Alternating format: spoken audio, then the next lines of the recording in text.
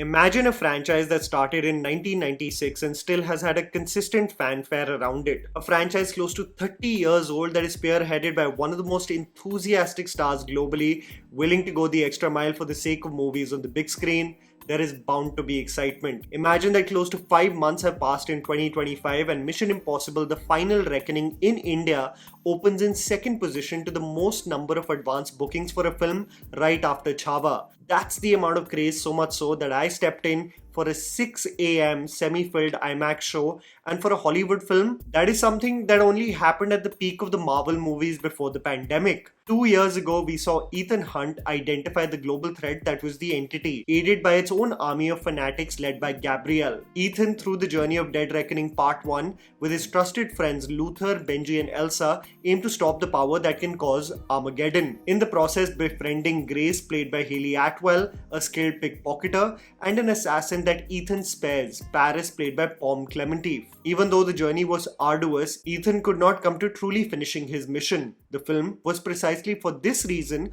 called Dead Reckoning Part 1, assuming that the last film of the franchise would be Dead Reckoning Part 2, but the makers have changed it to The Final Reckoning. Here we have Ethan and his crew fighting against the same villain, the Entity, an AI so powerful that it can cause absolute anarchy and disarray. Its potential threat globally with nuclear weapons, with Gabriel coming as a consistent roadblock to Ethan's ultimate mission. You get the gist of it though. AI gaining consciousness, the potential ramifications it has, and Ethan and his crew doing everything in their might to stop it. Is this the last hurrah with Ethan Hunt and his missions that seem theoretically impossible? Here's me telling you the good and bad aspects of the film so that you guys can ultimately decide whether to watch Mission Impossible The Final Reckoning in theaters or not. Who am I kidding? You're gonna watch it anyway. A mediocre villain and potential threat. I have to be honest and straight out of the bat, but Gabriel, played by Isai Morales, is lame as hell.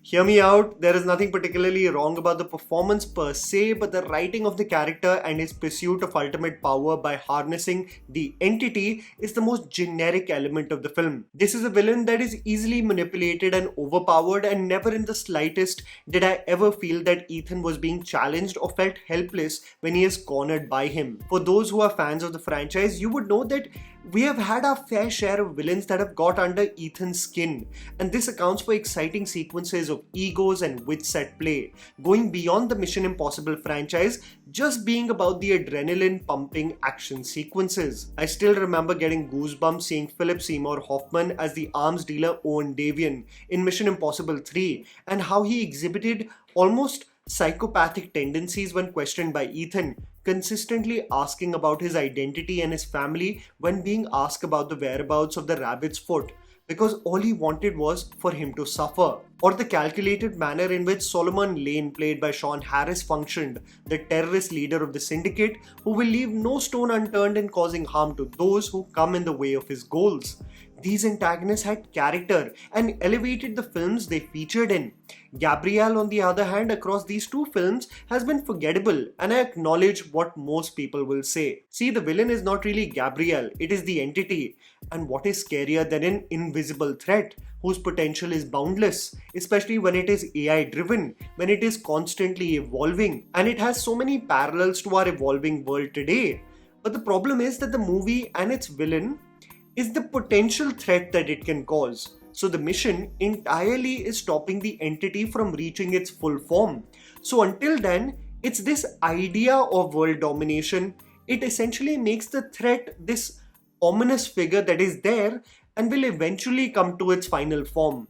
Not really allowing for the, spicy nature of what we love about these Mission Impossible films, at least my favorite ones, where Ethan meets a worthy opponent, because beyond the stellar action, I think this film had this element missing: production and scale.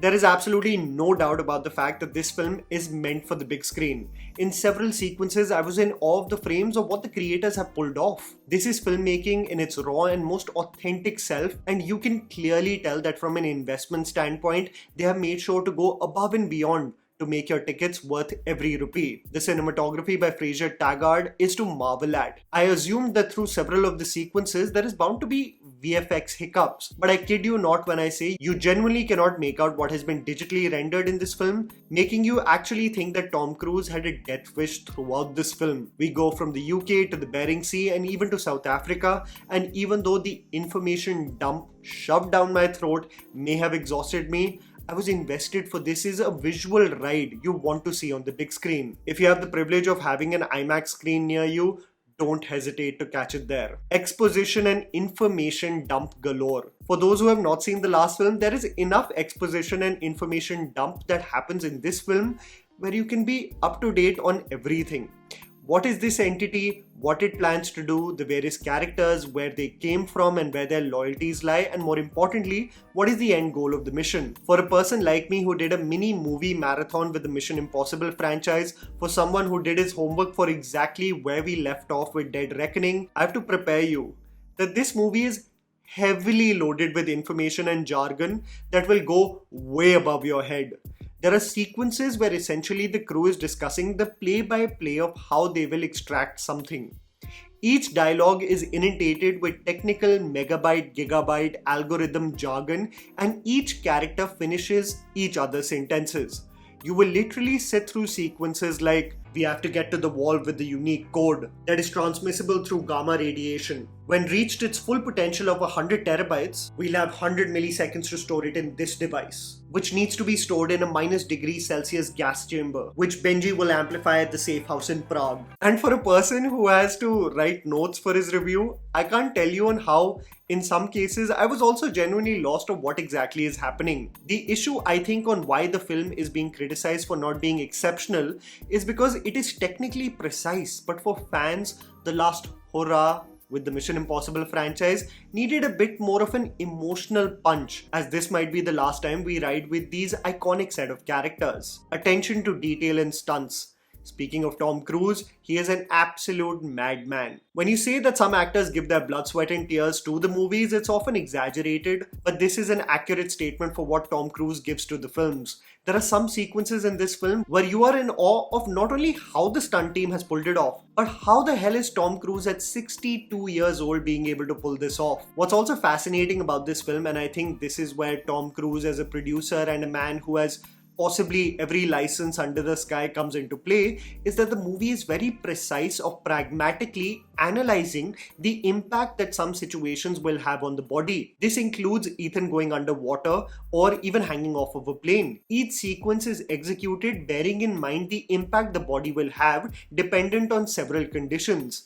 Many times people from the armed forces or intelligence agencies are asked about the accuracy of what is portrayed in movies. They most of the time laugh at it, and justifiably so, because it is terribly exaggerated and unintentionally funny in some cases. But I'm sure even professionals will look at some of the sequences of Mission Impossible and exclaim, that's goddamn perfect how they pulled it off in certain scenes. The sequences that include Tom engaging in hand-to-hand combat or when challenged by knives, I had a good chuckle when the camera just focuses on Hayley Atwell and she simply reacts to the sound effects of the punches, or specifically this underwater sequence that will make you gasp with anxiety, as there are several moments where you think the mission is going kaput. I can't really confirm or deny how much Tom was doing in this film, but it seems about accurate as hell that he performed everything himself, and it's goddamn insane.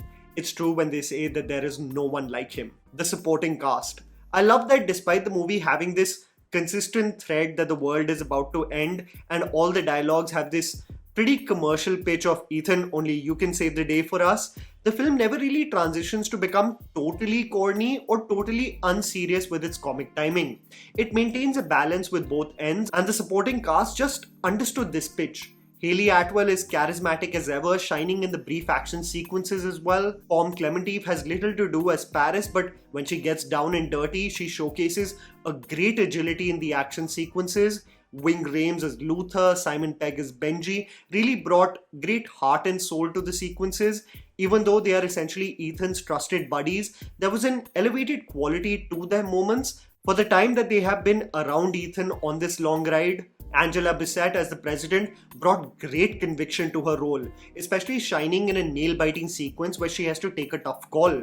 making really the cast being rather faultless. It's just that the heart for the last hurrah and a worthy villain, human villain I must correct myself, would have probably made this final ride exceptional, but I'll tell you why it still made my trip worth it.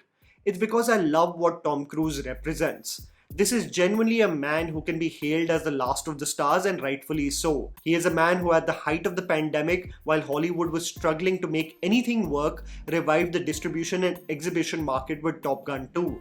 This is a man who not only invests 100% for his roles, but goes out of his way to promote good cinema and the industry of viewing movies on the big screen.